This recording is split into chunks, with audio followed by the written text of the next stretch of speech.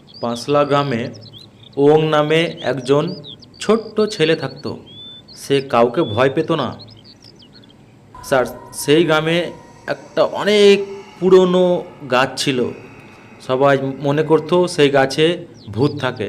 কিন্তু ওং একদিন বলল, আমি রাত্রে সেখানে যাব। সে সত্যিই একদিন রাত্রে সেখানে চলে যায়।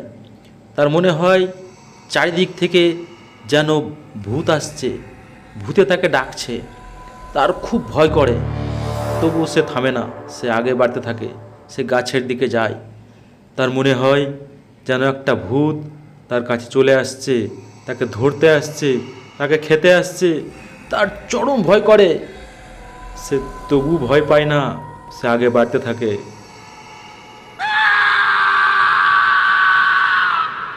তারপর সে গাছের কাছে চলে যায়। দেখে কোনো ভূতই সেখানে নেই, শুধু একটা পাখি, বড় পাখি আছে। সে সব বন্ধুদেরকে বলে যে সেখানে ভূত টুত কিছু নেই, একটা বড় পাখি আছে, চলো আমরা সবাই সেখানে গিয়ে খেলবো। তারপর থেকে সেই গাছের নিচে তারা প্রতিদিন বিকেলে খেলা করে, সব সময় খেলা করে। সেই গাছটা তাদের সব থেকে প্রিয় গাছ ছিল।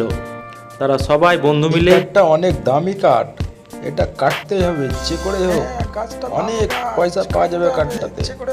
গাছটা আমাদের কাটতে হবে। না বাবা, তোমরা এই গাছ কেটো না, এ অনেক পুরনো গাছ বাবা। আরে ছাড়ো, ও কাটুকে।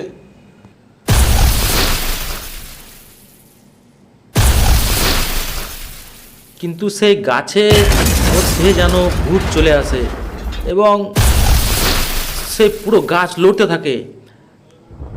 সে গাছ যেন যারা গাছ কাটতে এসেছিল তাদের সঙ্গে মারপিট করতে শুরু করে এবং সবাইকে মেরে ফেলে সেই গাছটা। বাঁচাও, আরে বাঁচাও আমাদের, আরে কে বাঁচাও, বাঁচাও, বাঁচাও।